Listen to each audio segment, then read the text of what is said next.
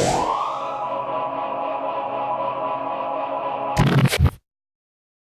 everyone, it's Cinema Lovers Incorporated back at you again with a brand new video, and today I am reviewing Fear the Walking Dead Season 4, Episode 9. This episode just premiered tonight along with Episode 10 for the AMC premiere, and I actually got to watch Episode 10 as well, so I'll be reviewing both of these episodes, but I'll put a spoiler warning at the beginning of the Episode 10 review, just in case you guys haven't seen it, just in case you guys don't have AMC premiere. So let's get into Episode 9. This episode is the mid-season premiere for Fear the Walking Dead. Now, a lot of people have been burnt out on the show, especially after Episode 8. Episode 8 was a rocky episode. It was very mixed in opinions. Some people loved it, some people hated it, some people thought, meh, it was okay, and then, you know, like myself, I was just burnt out on it. I thought the first half of Season 4 started out really strong, and then died down, and then when we got to Episode 8, the show was just garbage. Season 4 just became really convoluted. I'm proud to announce, and I'm proud to give my opinions today, because I feel like Fear the Walking Dead, Season 4 finally has found its, let's say, theme. I feel like the first half was very difficult finding a overall theme. They had to think of a way to bring back the audience, bring back all the characters from Season 3, and how would they do that? You know, how would they write off Nick because Frank Delane wanted to leave? How would they, you know, handle Madison's death? Stuff like that. It was very hard, in my opinion, for them to write something like that. And near the end, when they got closer to Episode 8, I think they just completely, you know, got too messed up in their storyline. Everything was just too webbed together, and it just was messy, and it just didn't work. I'm very proud to say that Episode 9 is a good episode for the most part. I really enjoyed the writing in this episode, the directing, and the drama.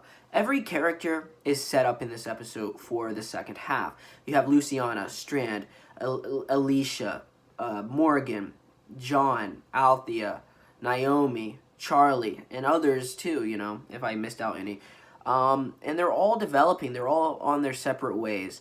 And every character has something to do. Every character has a purpose in this episode. They're all doing things. They're all, you know, trying to find their purpose in this world after Madison's death, that we got to see in Episode 8. Supposedly she died.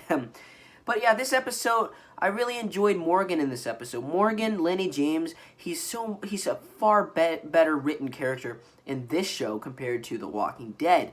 He feels so much more natural, and the way he speaks is so fluent. And Lenny James is fantastic in this show. He announces that he wants to go back to Alexandria. Will he go back? I doubt it, but he's really good. I also enjoyed John. I thought John became a little bit too cartoony near the end of the first half of Season 4. I like him again in this episode. I thought he was great. He was fun. He was lovable, and he was caring. He's tough, and he's trying to decide if he wants to go with Morgan or go back to his cabin. You know, he has a lot to think about because he just found June again. He doesn't know really what he wants to do. He doesn't really know what kind of man he wants to be at the moment. You know, does he want to be the new John or the old John that goes back to his cabin and hides from everyone? And I thought that was really interesting. June as well.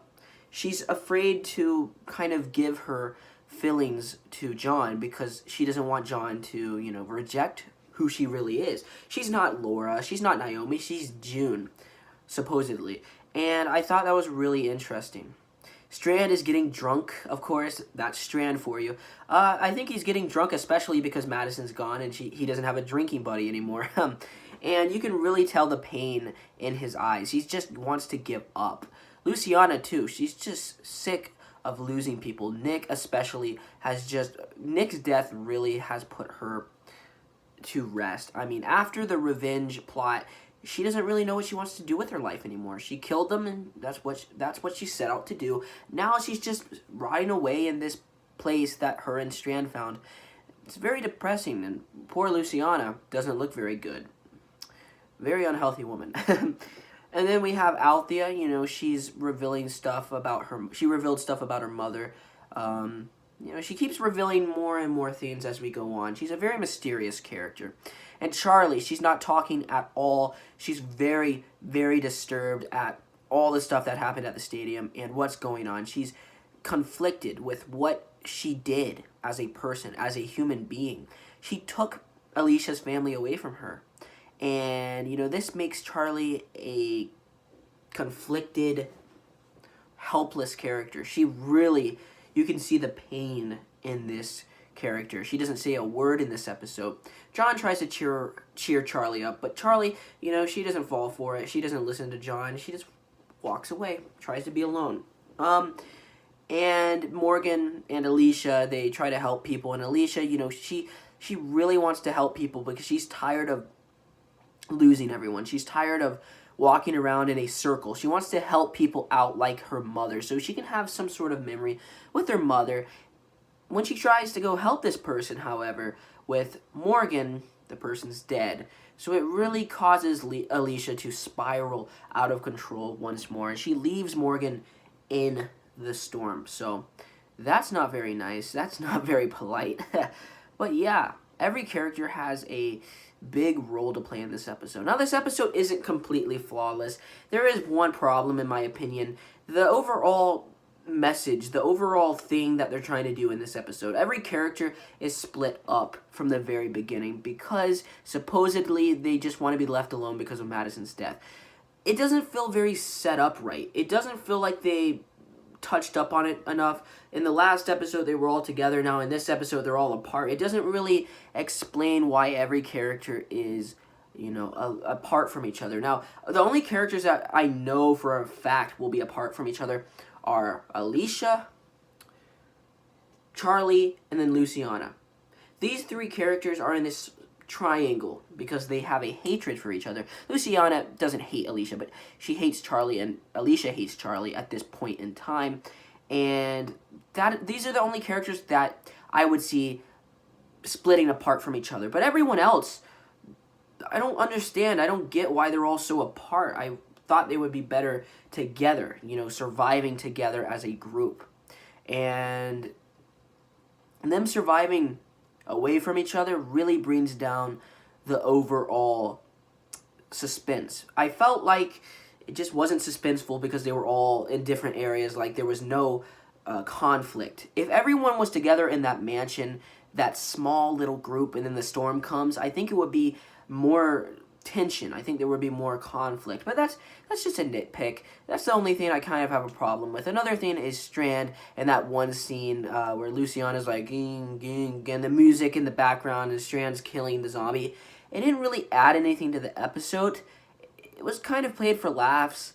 Personally, I could have passed on it, but it wasn't that bad. It wasn't horrible. But the thing I really loved about this episode were the character relationships. I think the writing in this episode is a major step up from the last episode. And I think Fear the Walking Dead has found its footing once again. I think this is a brilliant start to the second half of Fear the Walking Dead Season 4. Now, people may agree with me or disagree with me, but I think this is a great beginning to Fear the Walking Dead Season 4 second half. My grandfather, however, thought it was a bit slow. It does get a bit slow. That's another problem. There's a couple times in this episode where it just drags, and you want to get to the storm because the storm looks freaking awesome. Another thing I love about this episode is the inclusion of the storm. The storm, while it only starts in this episode, it looks freaking awesome. And I will not lie, I really am happy that they're including a natural occurrence, a natural weather in the show, because it adds something that they've never had before. So, what am I going to give this episode? I'm going to give this episode an A. I really enjoyed it. I thought this episode was fantastic. The writing was top-notch. I really enjoyed the writing in this episode. I enjoyed the characters. Got a little slow sometimes. I don't know why all the characters split up. That wasn't explained enough. And then Strand got a little goofy throughout. But, that's Strand. The episode overall is great. I thought it was really fantastic. It's not about the action, but the characters. The characters in this episode, in my personal opinion, delivered, and they got me pumped. It got me really pumped for the next couple episodes. So, hope you enjoyed my review. A for me. Let me know your thoughts down below in the comment section. What did you think of Fear the Walking Dead Season 4, Episode 9? And Episode 10, my review of Episode 10 is coming out tonight as well. I got AMC Premiere actually tonight. After Episode 9 came out, I went online and got AMC Premiere because I did not want to wait a whole week to watch Episode 10. So I got Episode 9 and Episode 10. Remember, guys, you don't have to watch the Episode 10 review if you haven't seen it yet. I will put a spoiler alert in the beginning of that review, so you guys will know. But hope you enjoyed this video. A for me. Leave a like, comment down below, subscribe, do whatever the heck you want to do, and goodbye. Bye, everyone.